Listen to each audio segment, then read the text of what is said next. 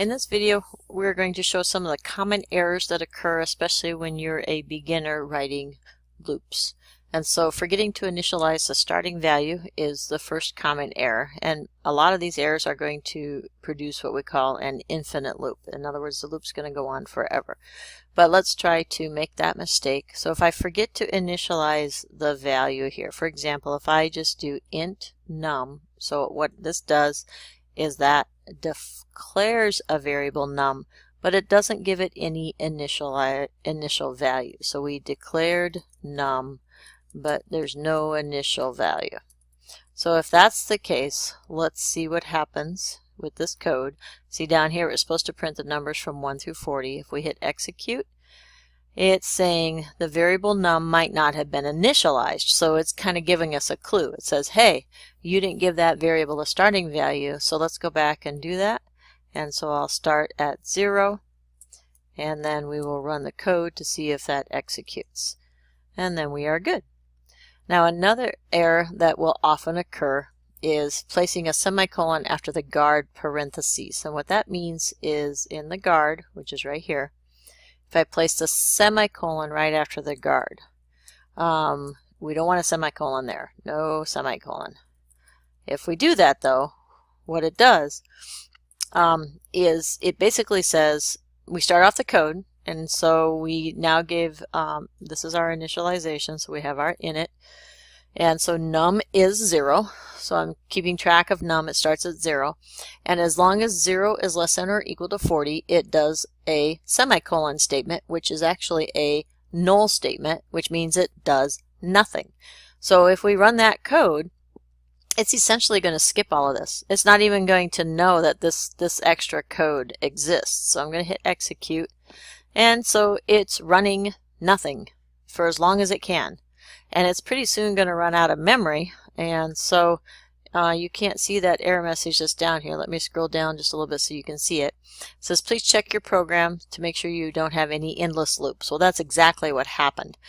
We have this other cryptic message that says, if your program reads input, please enter the inputs in the standard input box, or try to enable the inactive mode, which we will show you how to do next in a few videos. But for right now, basically, we haven't done interactive mode, so what we've done is we've created an infinite loop. An infinite loop is a loop that goes on forever. So don't put a semicolon at the end of that parentheses. Now, if we go ahead and execute this code to make sure it runs correctly, then we are good to go there.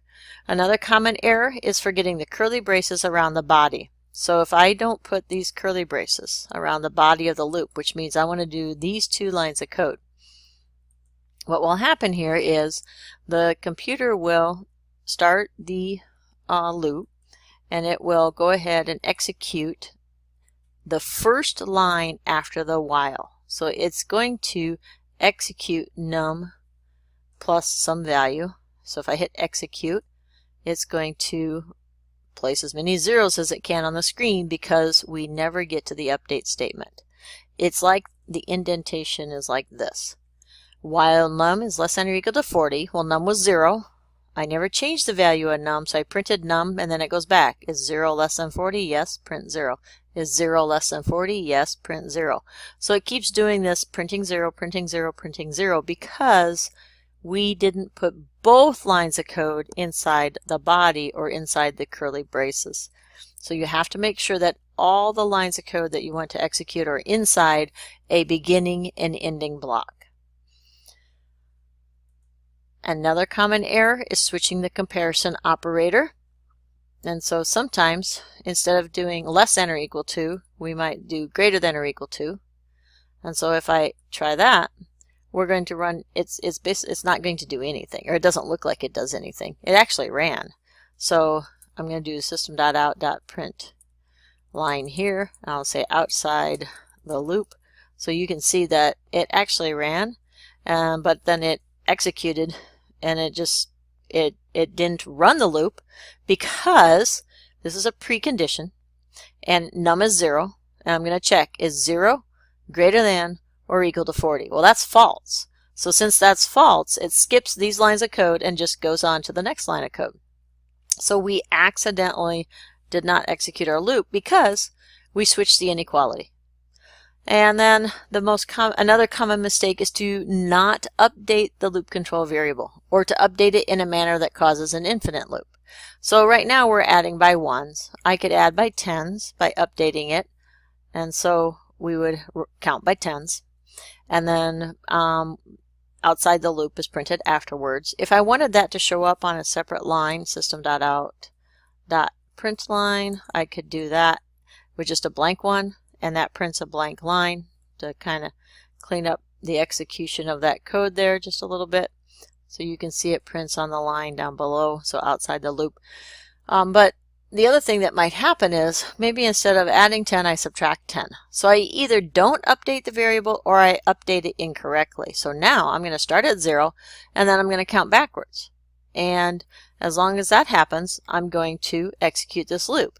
Well, again, our loop limit has been reached because that produces an infinite loop. It goes on forever subtracting 10 because it's never going to be greater than or equal to 40. This guard is never going to be false because my update is wrong. So if I go back and I change the update to plus 10, then that will fix the problem. We can count again by tens. Or the other thing, as we said, that happens is you even just completely forget that line of code. And if you forget that line of code, guess what? We go back to printing an infinite loop. Last but not least, we often have other variables in our programs. So let's say I have a counting variable and I started at 0. Sometimes instead of using the loop control variable, I use another variable. Okay, or maybe instead of count, I might have something like number of scores or something like that. So another common mistake is using the wrong variable in here. Or maybe I update the wrong variable. But you always need to use what's called the loop control variable in your guard and in your update. So I'm going to have to pay attention because I'm going to have a lot of different variables running in my program. I'm going to have to pay attention to which one is controlling my loop.